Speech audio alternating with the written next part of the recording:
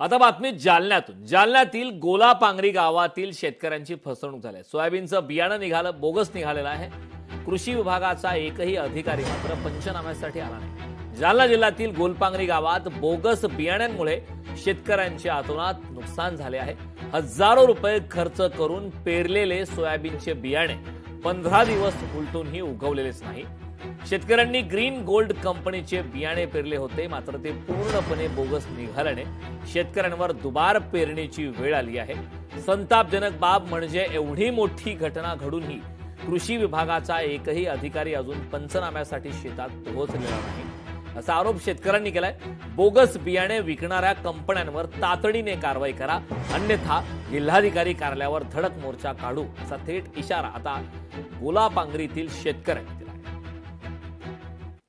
जालना जिल्ह्यामध्ये पाऊस जो आहे तो उशिरा आला होता आणि त्यामुळे पेरण्या देखील जालना जिल्ह्यातल्या खोळंबल्याचा पावसामुळे आपल्याला पाहायला मिळालं होतं. जवळपास जालना जिल्ह्यामध्ये 50% पेरण्या पूर्ण झाल्या आहेत आणि मी सध्या जालना जिल्ह्यातल्या गोलापांगरी येथील एका शेतामध्ये उभा आहे. या ठिकाणी जर पाहिलं तर हे सोयाबीनचं बियाणं कोणतं आहे आणि नेमकं शेतकऱ्यानं कोणतं बियाणं सोयाबीनचं पेरलं, थेट त्यांच्याशीच बोलूया. काय सांगाल, तुम्ही सोयाबीनचं बियाण्याची ही बॅग दिसत आहेत, तुम्ही किती एकर सोयाबीन लावली होती? 25 एकर मध्ये पेरलेला आहे आणि 25 एकर मध्ये पेरून पूर्ण ग्रीन गोल्डच पेरलेला आहे.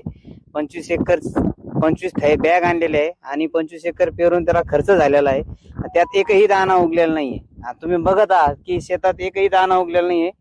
आणि काय आता परिस्थिती अशी बोलावं काय हे आम्हाला समजणार नाही. शेतकऱ्याची भावना कोण जाणून घेणार? आमचे काही शेतकऱ्यांनी तक्रार बी केली कृषी कार्यालयाला आणि आम्ही बी आता सगळे शेतकरी जाणार आहोत.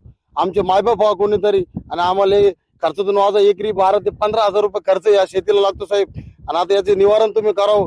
आम्ही कलेक्टर साहेबांना बी या मार्फत सांगू इच्छितो कारण तात्काळ याची कृषी कार्यालयाला काही परवानगी देऊन काय आदेश देऊन आमचे नुकसान भरपाई कशा पद्धतीने आम्हाला मिळेल याची आमची काळजी घ्या साहेब. शेतकऱ्याला आज आत्महत्या केल्याशिवाय पर्याय नाही राहिलेला.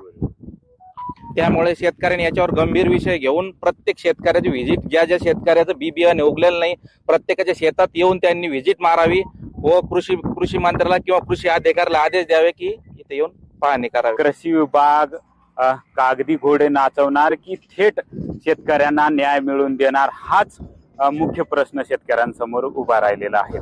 सुधाकर जाधव, लोकशाही मराठी, जालना. लोकशाही मराठी ऐका, पहा, जागरूक रहा.